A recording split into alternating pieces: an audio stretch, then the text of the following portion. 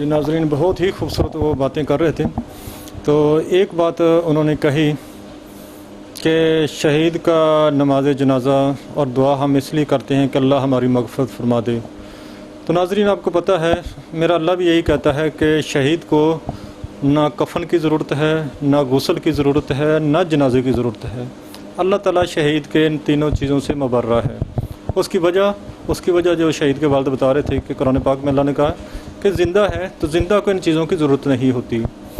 تو آپ کو پتہ ہے کہ جب روز محشر شہداء کا گروپ اللہ کے سامنے ہوگا، نکلے گا، اٹھے گا قبروں سے، تو وہ ایسے ہی ہوگا، جسموں سے خون نکل رہا ہوگا، جسم کٹے پھٹے ہوں گے، گولیاں جیسے وہ لگی ہیں، خون ابل رہا ہوگا.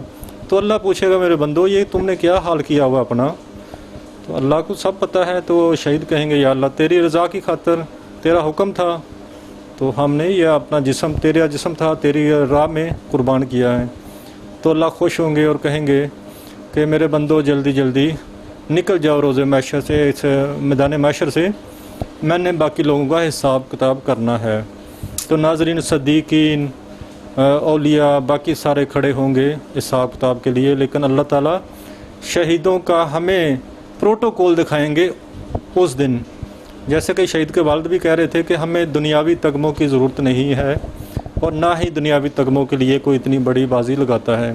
تو اللہ ہمیں عفان شہید کا انشاءاللہ پروٹوکول دکھائے گا روز محشر کہ کیسے شان سے چلتا ہوا وہ جنت میں داخل ہوگا. اور اللہ نے نبیوں کے بعد شہید کو یہ ایک اور بہت بڑا یہ دیا ہے اختیار کہ وہ ہے شفاعت کا اختیار. شفاعت کر سکے گا شہید اپنے 70 رشتہ داروں کی جن کے بارے میں اللہ جہنم کا فیصلہ فرما چکا ہوگا. ایک تو وہ خوش نصیب ہوں گے جو اپنے اعمال سے انشاءاللہ جنت میں جائیں گے، یہ ان کی بات کر رہا ہوں جو جہنمی ہوں گے.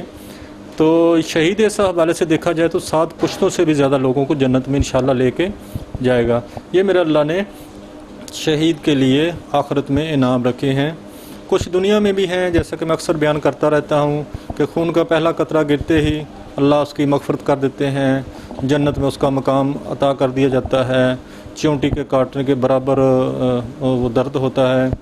تو ایک اور مزے کی بات میں آپ کو بتاؤں ناظرین کہ شہید جنت میں جا کے خوش نہیں ہوگا، اللہ نے اس کو سکون نہیں دیا ہوگا، اس کا دل جو ہے وہ بے چین ہوگا.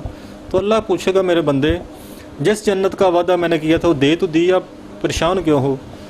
تو وہ کہے گا یا اللہ مجھے تیری جنت میں وہ مزہ نہیں ہے، وہ جنت تیری پھیکی ہے، اس مزے کے بجائے جو مجھے آپ نے شہید ہوتے وقت عطا کیا تھا.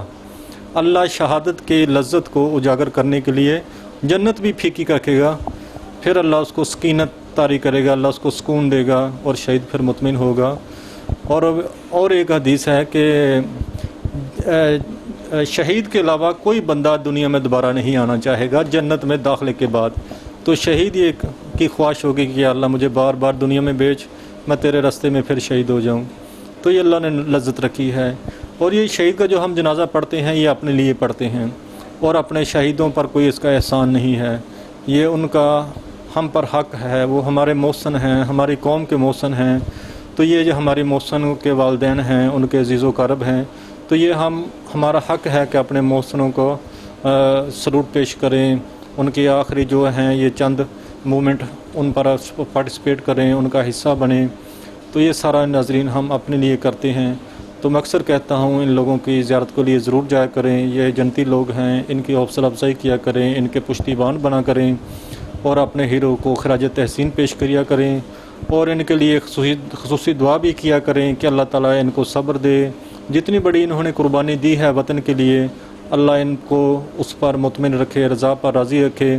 اور اب بھی جو ہمارے عفان بہت سارے اپنی ڈیوٹیاں انجام دے رہے ہیں، ان کے لیے دعا کیا کریں، اللہ ان کو اپنے مشنوں میں کامیاب کرے، کیونکہ اب بھی بہت سارے ہمارے عفان سرحدوں پر اپنے فرائض انجام دے رہے ہیں صرف اس لیے کہ ہم محفوظ رہیں.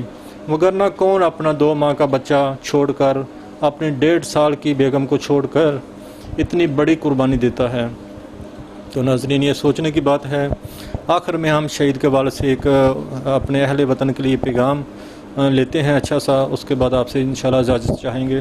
جی محترم، آپ نے اپنے گھر سے قربانی پیش کی، عفان جیسا خوبصورت بیٹا آپ نے اللہ کے راستے میں قربان کیا، وطن پر قربان کیا، تو کیا توقع کرتے ہیں اپنے اہل وطن سے کہ ہمیں کیا کرنا چاہیے عفان کے جس مقصد کے لیے قربانی دی ہے اس مقصد کو، تاکہ پورا ہو سکے وہ مقصد؟ دیکھیے جی، سب سے بڑی بات تو یہ ہے کہ عفان شہید جو تھا وہ اللہ تعالیٰ کی امانت تھا، اور کیونکہ اللہ تعالیٰ کی ہی دین تھا اور اللہ تعالیٰ نے جس شان سے اس کو بلایا اپنی امانت کو واپس لے لیا، تو میں اس کا بھی شکر ادا کرتا ہوں کہ اللہ نے اس کو جس رتبے سے نواز کے اپنے پاس بلایا وہ بہت کم لوگوں کو نصیب ہوتا ہے۔ یہ اللہ پاک کا بہت بہت شکر ہے، اس کی کرم نوازی ہے ہم کو۔ دوسری بات یہ، میں پیغام دینے سے پہلے ایک چھوٹی سی بات کروں گا اگر آپ کی اجازت سے، وہ یہ ہے کہ ہم سب کو، ہم چاہے نئی نسل ہو چاہے پرانی نسل ہو، اور میں نسل کے لفظ استعمال کروں گا، سب پاکستانی ہیں، ہمیں ہمارے دشمنوں کے جو وار ہم پہ کرنا چاہ رہے ہیں وہ 5th جنریشن ہائیبرڈ وارفیئر کے تھرو، یعنی کہ میڈیا کے تھرو، پروپیگنڈے کے تھرو، جھوٹ کے تھرو، غلط باتیں، افواہوں کے تھرو، اس وقت یہ وارفیئر چل رہی ہے، تو ان کے جھانسے میں ہمیں نہیں آنا چاہیے، کسی بات پہ ان کی کان نہیں دھرنا چاہیے، کسی بات پہ یقین نہیں کرنا چاہیے بغیر پرکھے، اور اپنے ذرا جو اعصاب ہیں ان کو مضبوط کرنا چاہیے۔ اور جہاں تک پیغام کا تعلق ہے وہ یہ ہے کہ رزق حلال کمائیں، رزق حرام میں نہ پڑیں، رزق حلال کمائیں، اللہ کی رسی کو مضبوطی سے تھامے رکھیں، فرقوں میں نہ بٹیں، اور یہ پاکستان جو اللہ کی نعمت ہے، جو اللہ کا کرم ہے، اس پاکستان کی عزت کرنا سیکھیں، اس پاکستان کے لیے سب کچھ قربان کرنا سیکھیں۔ جو شخص بھی جو کام کر رہا ہے، چاہے وہ کوئی استاد ہے یا فوجی ہے یا دکاندار ہے یا کچھ بھی کسی بھی پیشے سے تعلق ہے، وہ نہایت ایمانداری سے اپنے فرائض انجام دے اور اپنے گھر میں رزق حلال کے علاوہ کوئی رزق داخل نہ کرے۔ آپ یہ دیکھیں، یہ بنیادی کلیہ ہے، اس سے چراغ ہی چراغ جلیں گے، روشنی ہی روشنی ہوگی، خوشبو ہی خوشبو ہوگی۔ اور دوسری بات یہ ہے کہ کسی کو پاکستان کے خلاف، پاکستان کی فوج کے خلاف کوئی ایک لفظ بھی کہنے کا موقع نہ دیں، اس کو وہیں روک دیں، یا اگر وہ آپ سے عمر میں بڑا ہے، آپ عزت کی خاطر نہیں بول سکتے، تو اس محفل سے اٹھ کے آپ چلے جائیں۔ دل میں برا ضرور کہیں، اگر زبان سے نہیں کہہ سکتے دل میں برا ضرور کہیں، اور اپنی اولاد پہ نظر رکھیں کہ آپ کی اولاد جو ہے اس کی کردار سازی صحیح ہو، اس کی شخصیت سازی صحیح ہو، وہ اللہ کی رسی کو مضبوطی سے اس نے پکڑا ہوا ہے یا نہیں، اس کا ایمان تازہ ہے یا نہیں۔ یہ والدین کے بنیادی فرائض ہیں، اور اللہ تعالیٰ ہم سب کو، جو میں نے کہا ہے، مجھ سمیت اس راستے پہ چلنے کی توفیق عطا فرمائے، اور پاکستان کو قائم دائم رکھے، پاکستانی قوم کو قائم دائم رکھے، ہم سب کو رزق حلال کمانے کی توفیق عطا فرمائے۔ اور یہ تو دنیاوی زندگی ہے بھائی، چھوٹی سی ایک اصل جو لازوال زندگی تو آگے آنے والی ہے، اصل تیاری تو ہم اس کے کر رہے ہیں۔ اور ایک اور بات ہے کہ تکبر اور رونت سے پرہیز کریں، یہ شرک میں آ جاتا ہے، تکبر اور رونت سے پرہیز کریں، یہ شرک میں آ جاتا ہے۔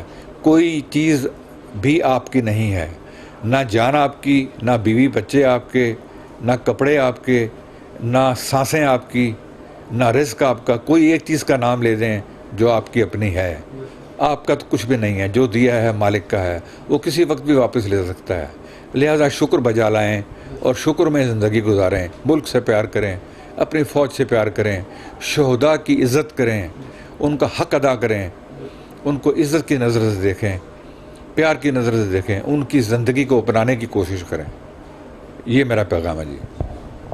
ماشاءاللہ جی، بہت ہی خوبصورت پیغام دیا شہید کے والد محترم نے۔ تو ناظرین، امید ہے آج کی ویڈیو انشاءاللہ آپ کو پسند آئے گی۔ ہمیں دیجیے اجازت اس دعا کے ساتھ: اے وطن تو سلامت رہے تا قیامت رہے، پاک فوج زندہ باد، پاکستان پائندہ باد۔ اللہ حافظ۔